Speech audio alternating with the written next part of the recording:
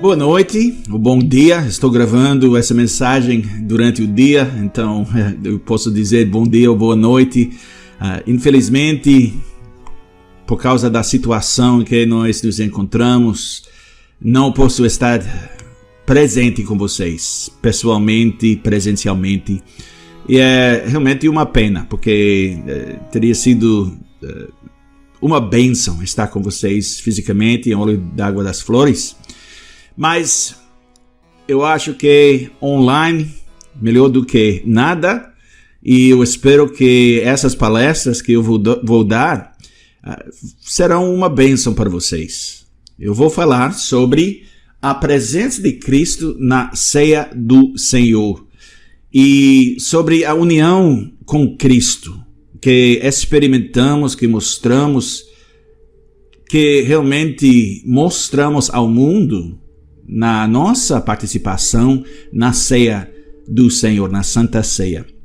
E eu vou começar essa primeira mensagem falando sobre uma questão que é um pouco estranha. A questão do canibalismo.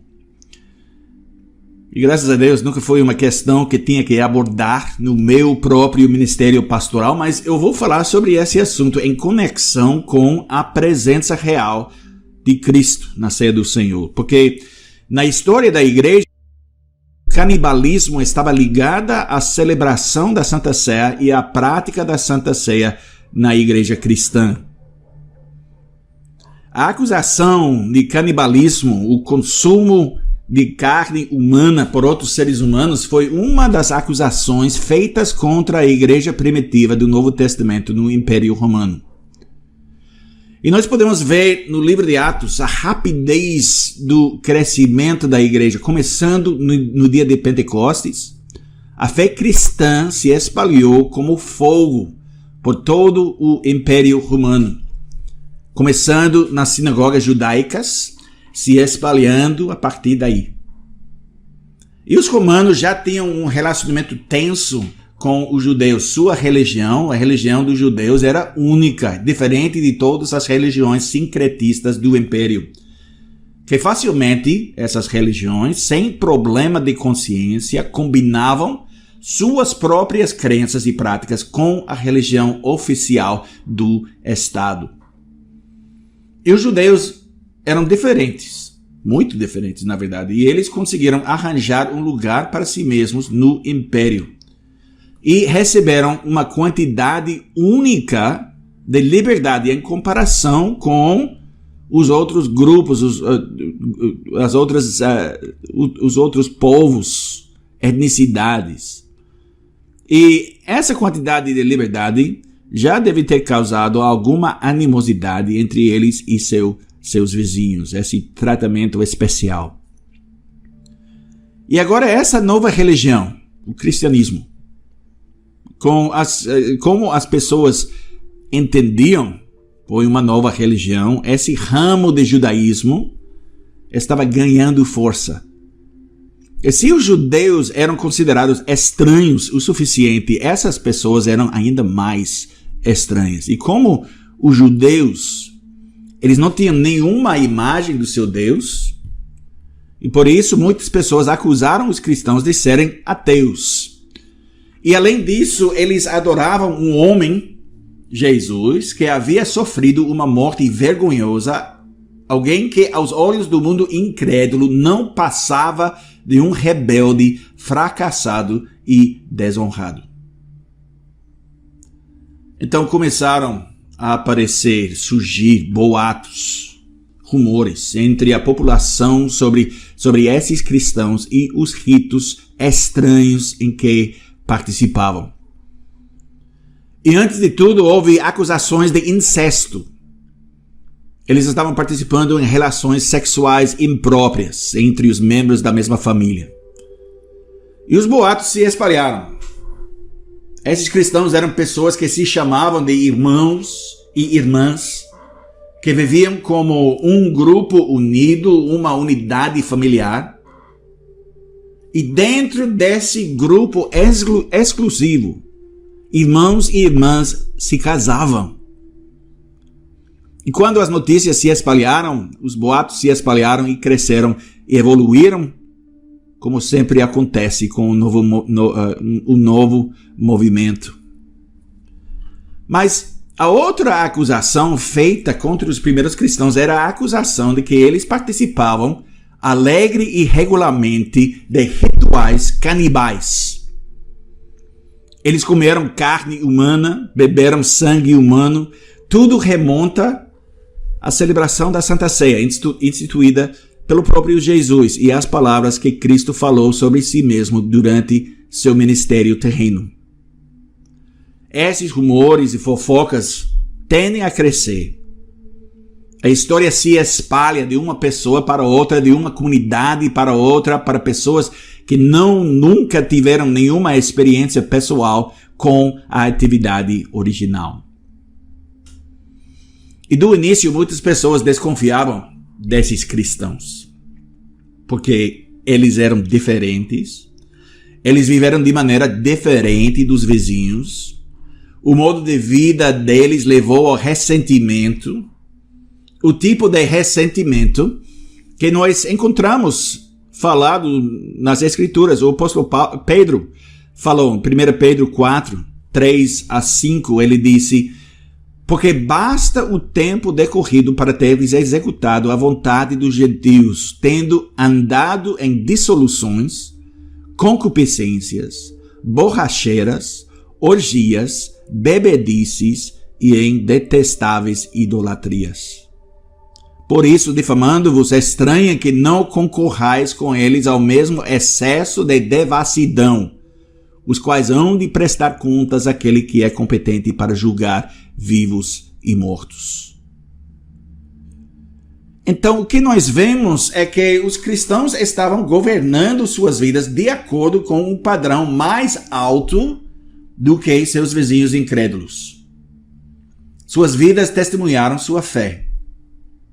E uma vez que todos, no fundo, tenham conhecimento da verdade que precisam reprimir ativamente, como Paulo diz em Romanos 1, a vida e as palavras desses cristãos irritaram os incrédulos. No fundo, eles tinham um conhecimento inato de que os cristãos estavam certos. Mas eles se recusaram a admitir e transformaram essa negação, em raiva dirigida aos cristãos. E você pode imaginar uma conversa entre um cristão zeloso no Império Romano, ou sobre um cristão zeloso no Império Romano. Um descrente falando com o outro, dizendo sim, claro, ele não quer beber conosco não mais, ele não quer ir para o bar, para a festa, ele não quer mais participar de orgias e festas conosco. Ele pode querer que pensemos que ele é algo especial, mas você sabe o que esses cristãos estão fazendo lá durante seus rituais? Estão comendo carne humana e bebendo sangue humano. E com essa atitude tão santa. Hipócritas. Hipócritas. Eu vou ler para vocês um exemplo de como esses rumores ganharam vida própria. A partir do 2º ou 3º século, as seguintes palavras são atribuídas a um incrédulo chamado Cecílio, que estava debatendo um cristão chamado Otávio. E ele disse: agora, a história sobre a iniciação dos novatos é tão nojenta quanto bem conhecida. Um bebê coberto de farinha, a fim de enganar os ingênuos, e colocado diante daquele que deve ser iniciado em seus ritos. O novato, encorajado pela superfície da farinha a atacar, sem causar danos, mata o bebê com feridas invisíveis e ocultas. O sangue da criança, horrível, lambem com sede. Seus membros se separam avidamente. E por meio da morte dessa vítima, os crentes se aliam. Por sua cumplicidade nesse crime, comprometem-se ao silêncio mútuo. Esses ritos são mais obscenos do que qualquer sacrifício. E agora, lendo o que essa pessoa estava dizendo, obviamente ele tinha uma visão muito confusa do que estava acontecendo na refeição ritual dos cristãos. Ele falou desse rito como uma iniciação dos novatos. Então fica óbvio que ele estava confundindo o batismo com a ceia do Senhor. Mas em toda a confusão, todo o exagero, as falsidades que cresceram na história que se espalhou, há um núcleo de verdade. Nós podemos, na verdade, entender de onde a história vem. O pão e o vinho da refeição da comunhão foram transformados na história no corpo e no sangue de uma criança coberta de farinha para disfarçá-la. O voto dos cristãos foi interpretado como uma promessa de silêncio mútuo. Mas um aspecto importante da mentira é o entendimento de que, por meio dessa vítima, eles se aliam. A ceia do Senhor foi uma refeição de comunhão, um ritual pactual, uma questão comunitária. Ao participar da ceia do Senhor, os cristãos estavam participando do corpo e do sangue de Cristo, comendo sua carne, bebendo seu sangue. E ao fazer isso, estavam expressando e experimentando sua comunhão com o Senhor, mas também com seu corpo. Falando sobre o corpo de Cristo nos termos de Paulo, em 1 Coríntios 12, 27, onde ele escreve: Ora, vós sois corpo de Cristo e individualmente membros desse corpo. E agora, quando a igreja cristã cresceu, ganhou força no Império Romano, esses boatos, acusações começaram a desaparecer. A hostilidade permaneceu contra os cristãos, mas essa hostilidade tornou-se mais factual à medida que as pessoas aprendiam a realidade por trás dos rumores. Mas o fato permanece: os cristãos eram, e hoje os cristãos falam, nós falamos de uma maneira muito incomum sobre um dos nossos rituais centrais. E isso causou muitos mal-entendidos. E a prática de celebrar a Santa Ceia, nós sabemos a história, degenerou em idolatria na celebração da missa na Igreja Católica Romana. Mas ainda dizemos, quando participamos da Ceia do Senhor, que o vinho é a nossa comunhão no sangue de Cristo e o pão é a nossa comunhão no corpo de Cristo. Comemos o corpo crucificado de Cristo e bebemos o seu sangue derramado. E agora, parece estranho dizer isso? Parece católico? É o que nós confessamos na Confissão Belga, artigo 35. Eu vou ler uma parte desse artigo. Artigo 35 da Confissão Belga. Não há a menor dúvida de que Cristo não nos recomendou os seus sacramentos em vão. Portanto, ele opera em nós tudo aquilo que para nós ele representa nesses santos sinais. Não entendemos o modo como isso se realiza, exatamente como também não compreendemos as atividades ocultas do Espírito de Deus.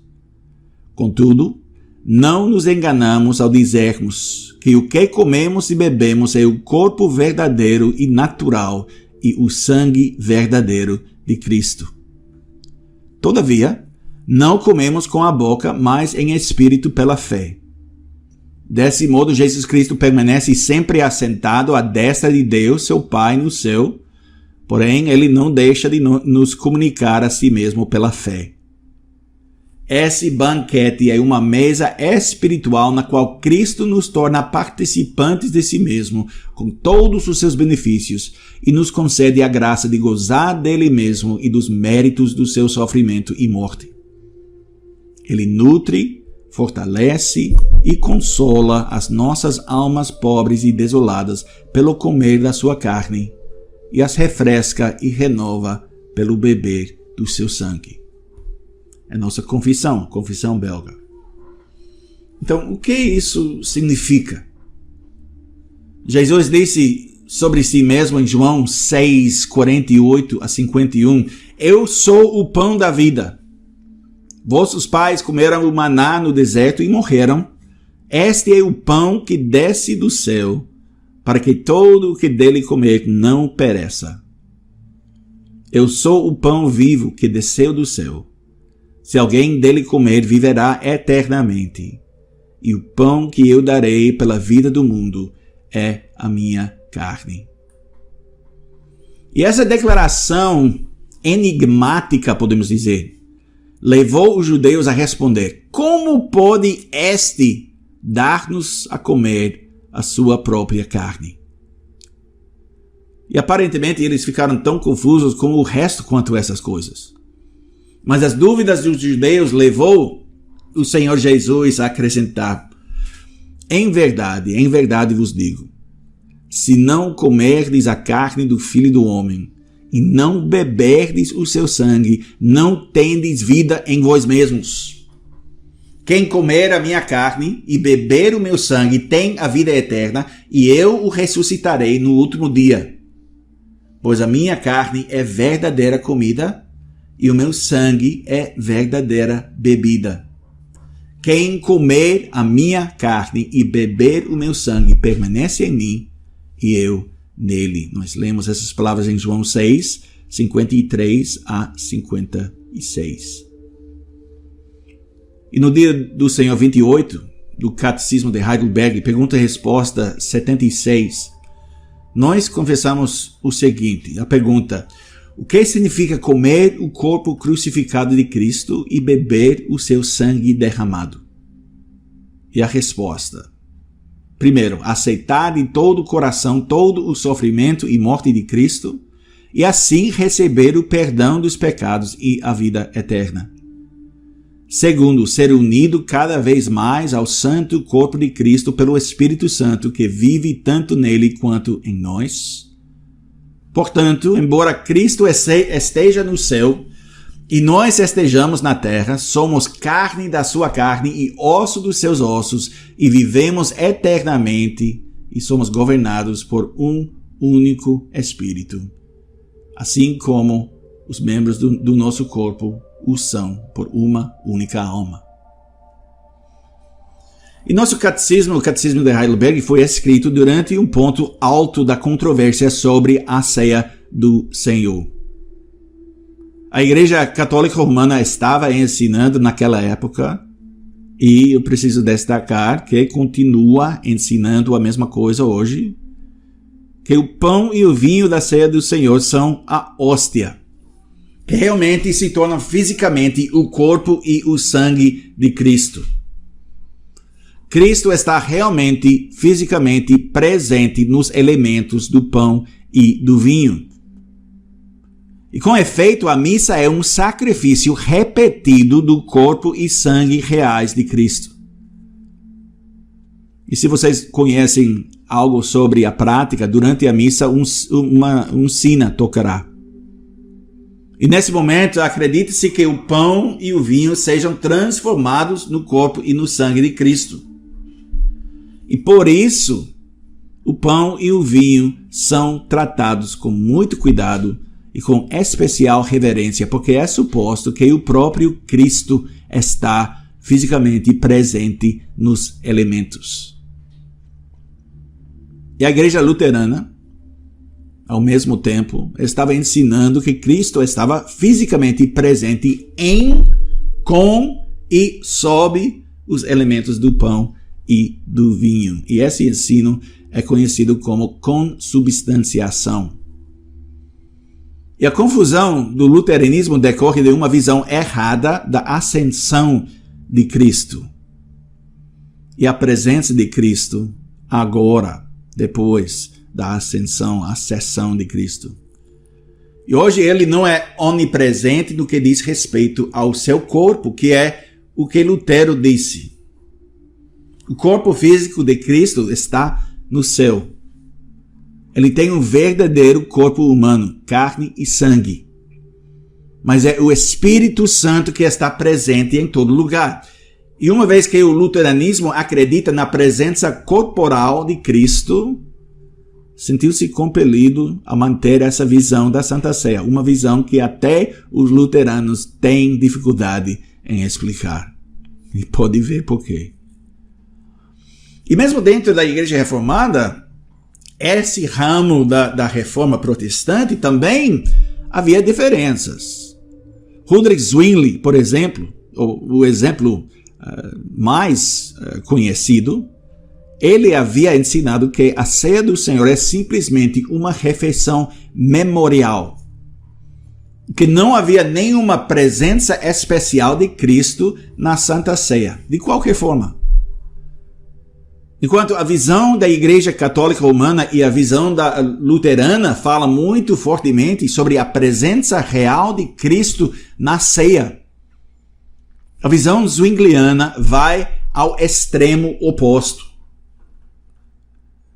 Assim, em toda essa controvérsia, as confissões reformadas sustentam que Cristo está realmente presente na ceia do Senhor, mas que ele está presente espiritualmente, não fisicamente.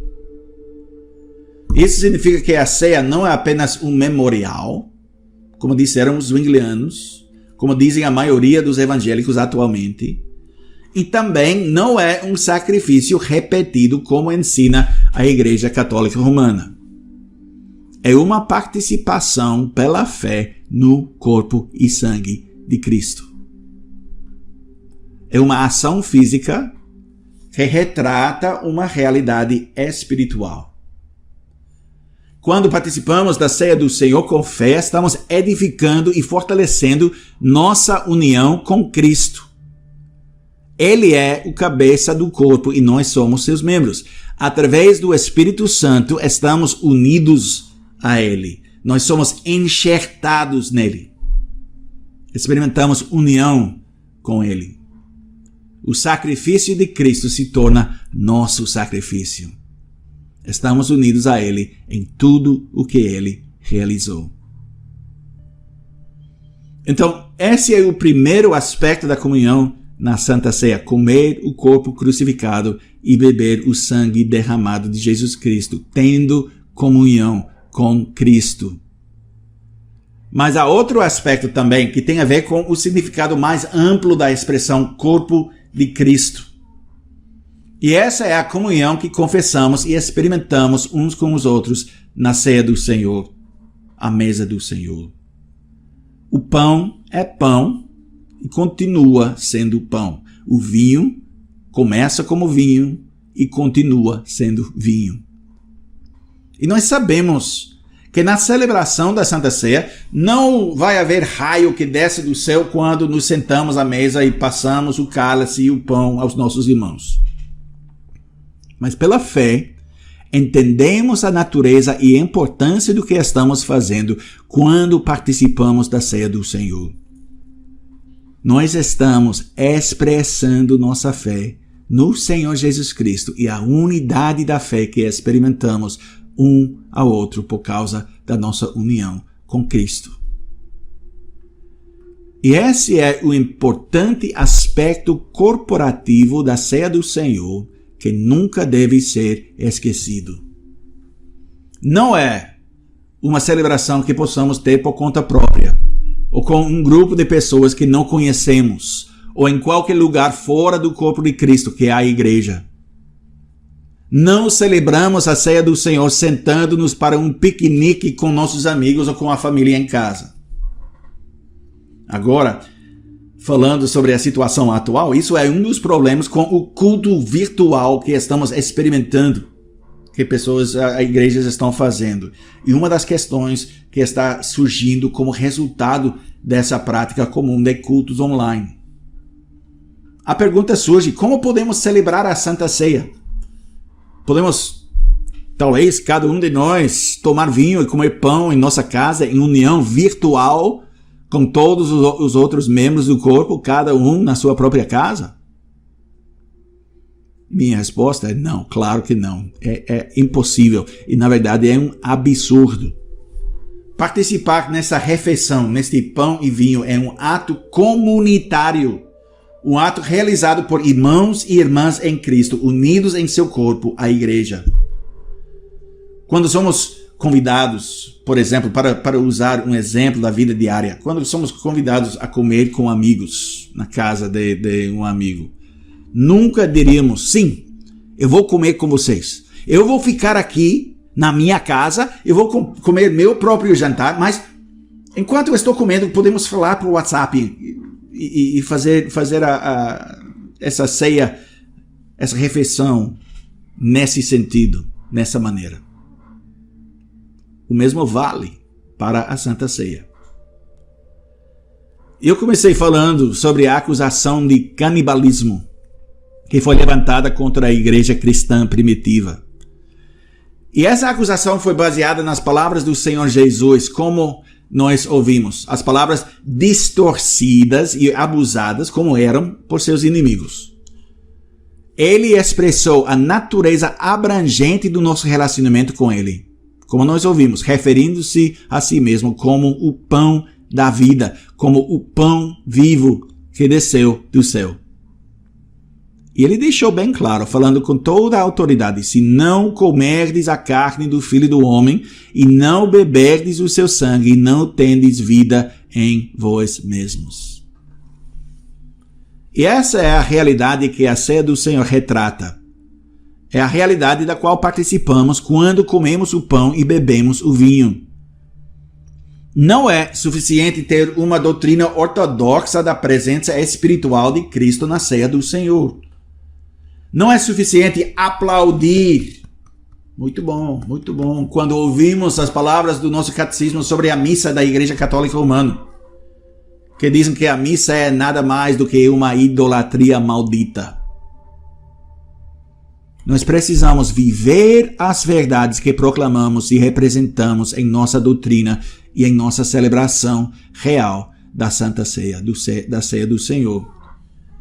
E quando celebramos a ceia, precisamos considerar seriamente, antes de celebrar, como estamos vivendo nossa união com Cristo, expressando essa união em nossa união com nossos irmãos.